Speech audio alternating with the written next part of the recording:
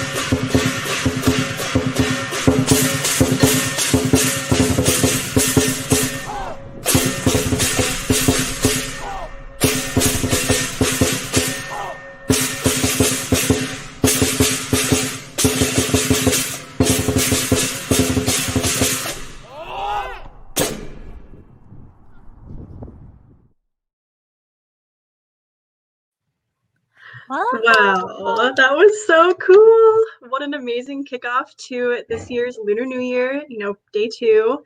And of course, we're going to run into some technical difficulties every now and then. So thank you all so much for holding tight with us and celebrating anyways. Lion dances have always been my favorite part of Lunar New Year. But Sarah, what did you think? What's your favorite part of Lunar New Year? So first I'd like to say that I love their dance. It makes me feel so excited for the rest of the night. When you hear those cymbals and the drums, you just can't help but be like, "Ooh, it's time." But my favorite part of Lunar New Year, I gotta say it's just the small things like eating food with your family and maybe you get a little red envelope on the side. Not my favorite part, but I like it. And so as we all know, usually the Multicultural Center typically hosts Lunar New Year in person. While this year it is a virtual celebration, I hope that y'all will still enjoy it with us. So Simon, what was your favorite part of Lunar New Year? Honestly, same thing. Just celebrating with family and getting red envelopes. So yeah. Yeah, I totally agree. It's all about the friends and family and just bringing in the new year right. So Simon, actually, can you tell us more about the red envelopes? Yeah, so at Lunar New Year, it's a tradition to give red envelopes, or it's called hongbao in Mandarin Chinese, to your friends and family. They get filled with money and symbolize good wishes and luck for the new year. So yeah. Yeah, that's so awesome. And for I believe in Vietnamese culture, we call it lì xì. I can't say it quite as right because my Vietnamese isn't good, but I love that a lot of our cultures share the same traditions. And so for our next video, let's take a trip around the world and see some fashion from our other organizations. So first up, we have a kimono demonstration from my own Japanese Student Association. Hmm.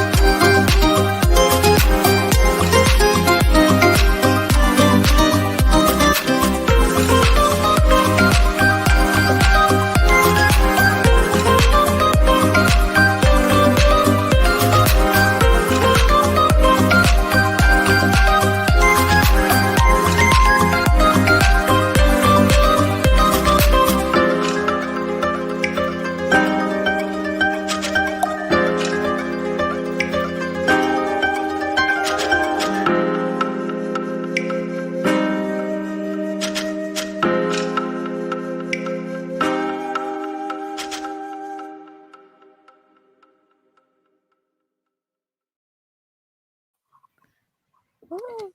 That was a really good demonstration. I'm surprised how many steps that would go into it, and it looks a lot more complicated than it seems. And it just shows, I think it just shows their attention to detail. So yeah, Sarah, can you tell us more about kimonos? Yes. So the word ki in kimono means to wear, and then the mono part is just a thing. So it translates quite literally into thing to wear.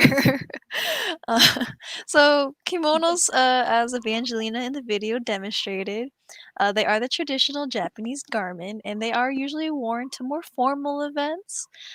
In comparison, the yukata, which is the more casual and brighter colored style, they usually wear these to more like summer events because they're a little lighter to wear and not as hot.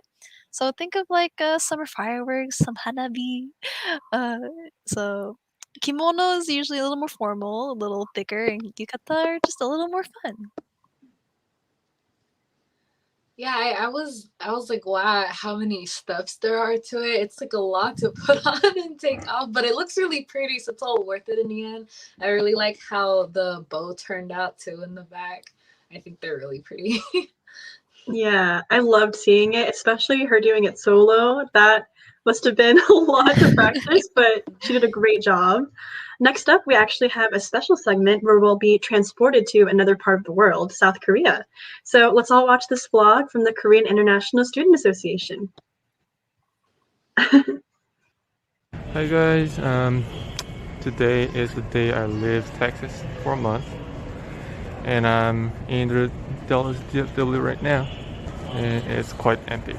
It's 10 a.m. right now, and I'm waiting for a flight, and now on the gate. So I have about an hour still, so I should just sit and wait until the flight. And there is the airport. And here's the plane. Well, I'm quite excited to see my family and my friends in Korea, but kind of worried about the COVID-19 too. I don't know how it's gonna go. And see you in the plane.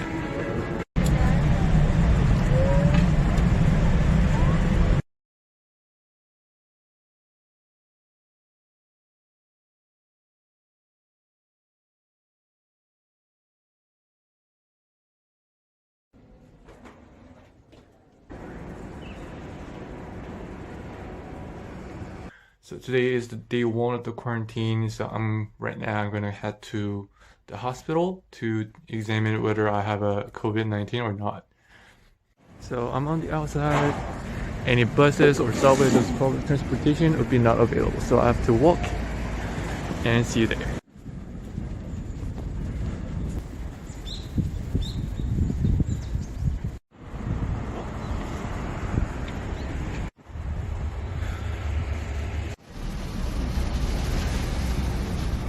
So I just finished the examination, and then I'm gonna wait until at most 6 hours to the result come. I walked for 50 minutes, and then now I have to walk another 50 minutes to my quarantine place. Hi guys, this is the third day of the quarantine. I just watched the YouTube thing to sleep, and today morning I got to receive a result of the test when I did on the hospital, which is negative, which is good. Hello everyone, this is December 31st, and this is about 10:30 a.m. and I'm on my date with my girlfriend. Say hi. Hi.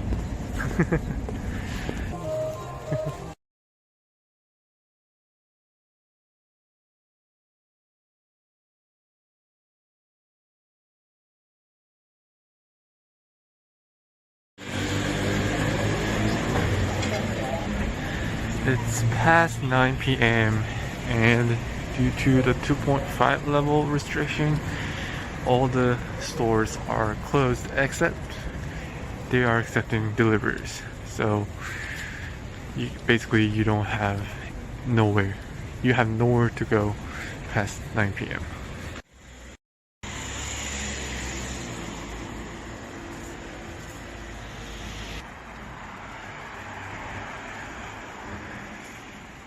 So the nightlife in the South Korea is quite active, but due to COVID-19, it's quite depressing now. So everyone is walking around,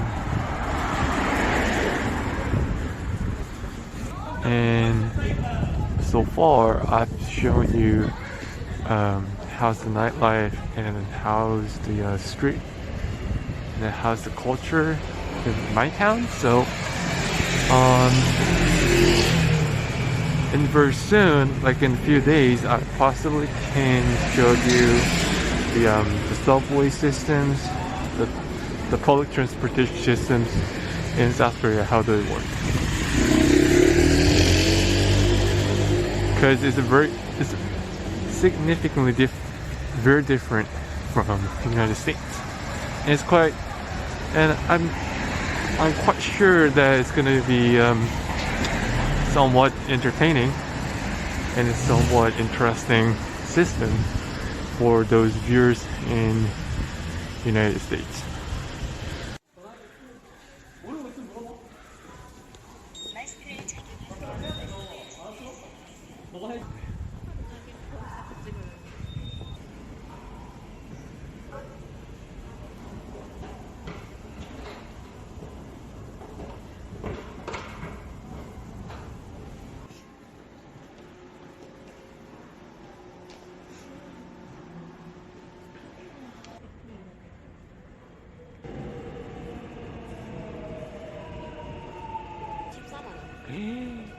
할인해서 좋은 것만 챙겨드리고 싶은 마음. 찍어서 짜집기를 해야 돼.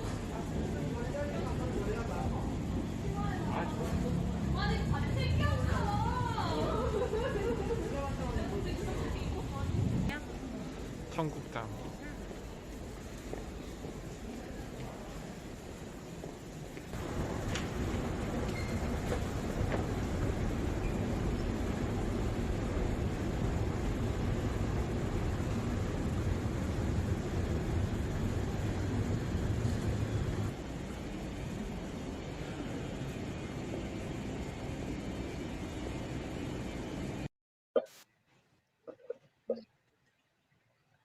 It was so neat to getting to see what South Korea is like.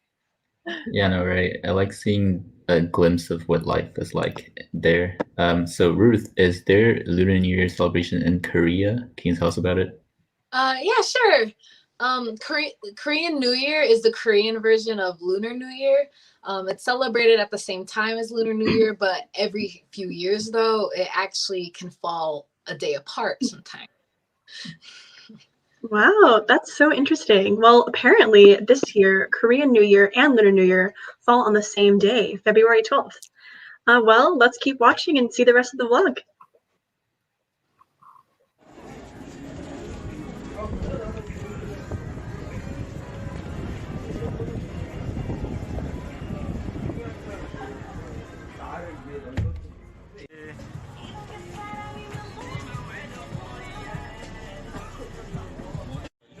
미쳤다고?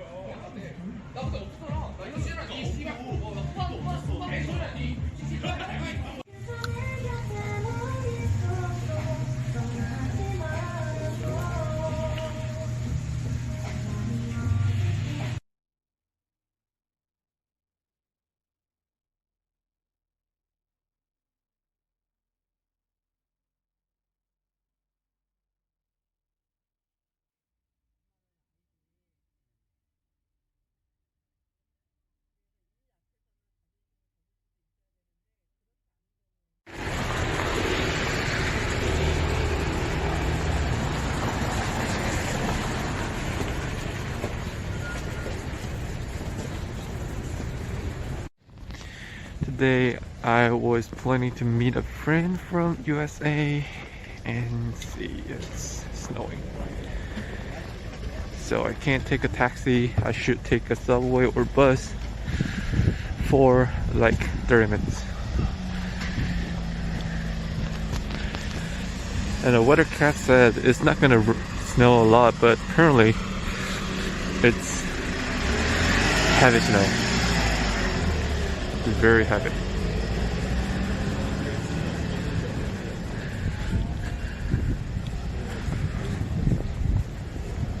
I've never seen snow like this in Seoul.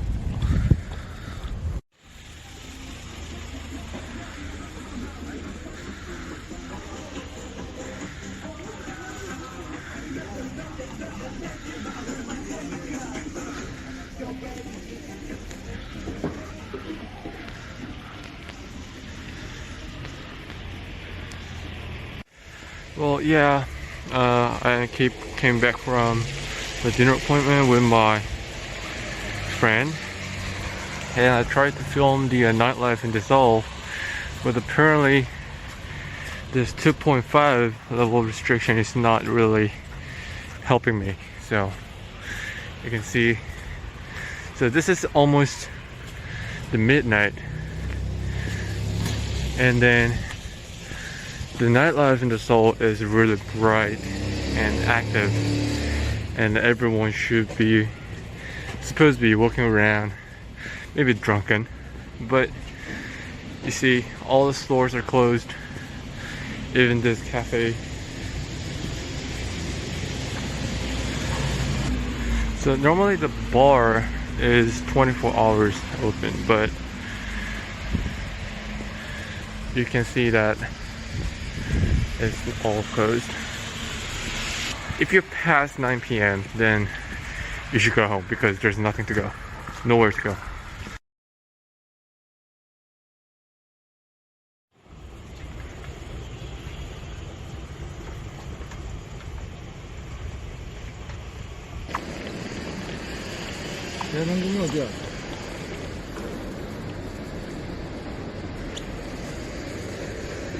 아, 국적 끼니까 저쪽 있지 않을까? 디너시티 이렇게.